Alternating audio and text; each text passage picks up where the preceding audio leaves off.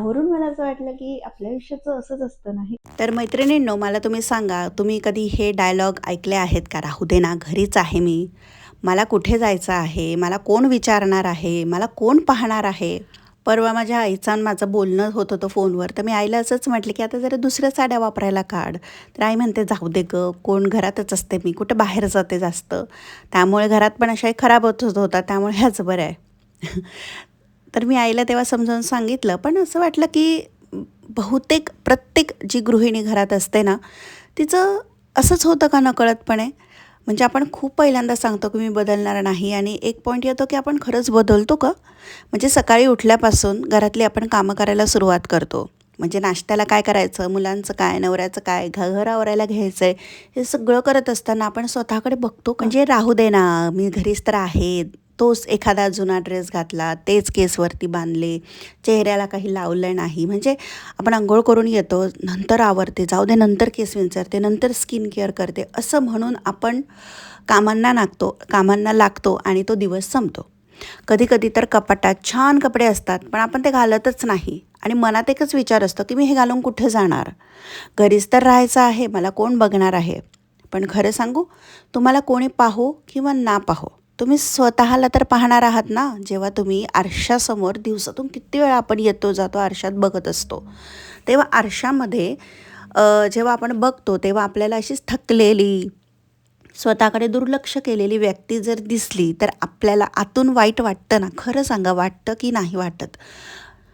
वाटत असेल तर याचा अर्थ अजिबात नाही की असा नाही की मेकअप रोज करा किंवा रोज नवीन नवीन भरजरी कपडे घाला, तयार होण्यासाठी खूप खर्च करा, नाही. कधी आपल्याकडे एखादा चांगला ड्रेस असेल ना किंवा आवडती साडी असेल ती घाला, एखादा छानसा ड्रेस घाला जो कम्फर्टेबल असेल, केस नीट विंचरा, चेहऱ्यावर थोडीशी क्रीम लावा. स्किन केअर खूप महत्त्वाचं आहे. स्वतःकडे जेव्हा आपण आरशात बघतो ना तेव्हा कदाचित कोणी काही बोलणार नाही, पण तुम्हाला तुमच्याकडे बघून छान वाटेल, तुमच्या चेहऱ्याकडे बघून तुम्हाला एक स्माईल द्यावीशी वाटेल स्वतःलाच. आणि माझ्या मते सर्वात जास्त महत्त्वाचं तेच आहे, कारण आपण आयुष्यभर दुसऱ्यांना खुश ठेवण्याचा प्रयत्न करत असतो, की मुलांनी छान दिसावं, नवऱ्याला काय आवडतं ते करावं, घर व्यवस्थित ठेवावं. पण कधीतरी असंही वाटलं पाहिजे ना, की आज मी स्वतःसाठी छान राहते. कोणी आपल्याला कॉम्प्लिमेंट देवो ना देवो, आपल्याला कुठे जायचं आहे नाही जायचं आहे, परंतु आपण घरात आहोत आणि घर हे आपलं काम आहे ना, घरात आपण कामं करतो.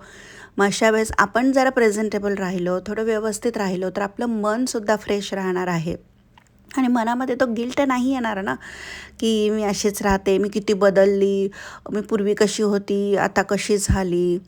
त्यामुळे ना एक स्टेप स्वतःसाठी उचलणं हे खूप महत्त्वाचं आहे. गृहिणी असणं म्हणजे स्वतःला विसरून जाणं नाही.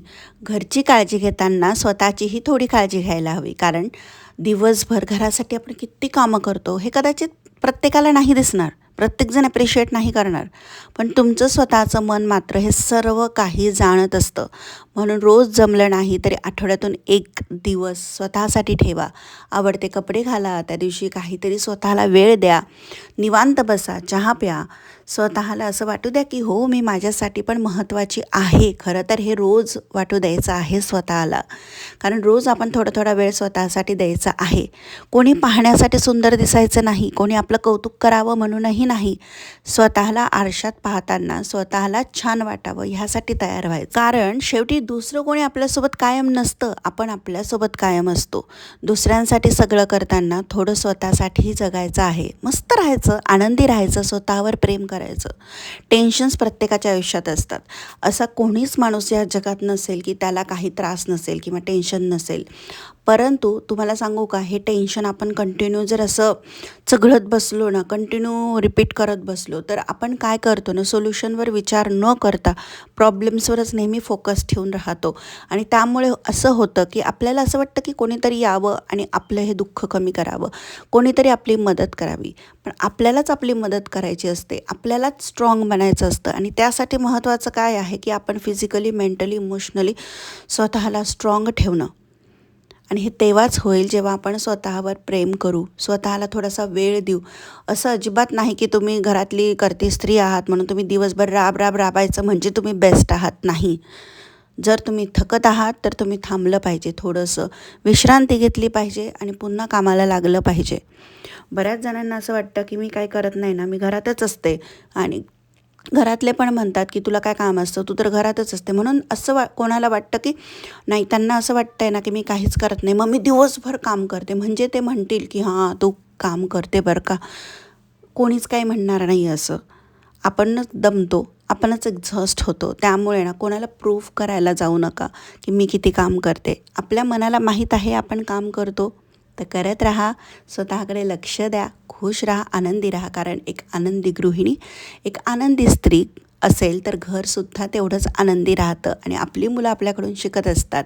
त्यामुळे येस, स्वतःसाठी पण आनंदी राहायला शिका, स्वतःसाठी तयार व्हा. हे आयुष्य खूप सुंदर आहे आणि ते छानच जगा.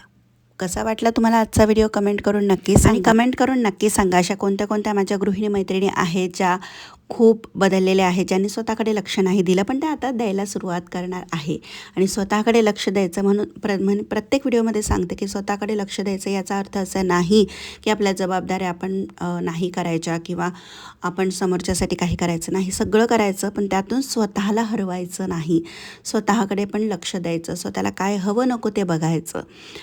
कारण आपण नेहमीच जर समोरच्याच्या अपेक्षाप्रमाणे जर वागत गेलो ना तर आपण स्वतःला हरवत चाललेलो आहोत आणि स्वतःला हरवू द्यायचं नाही.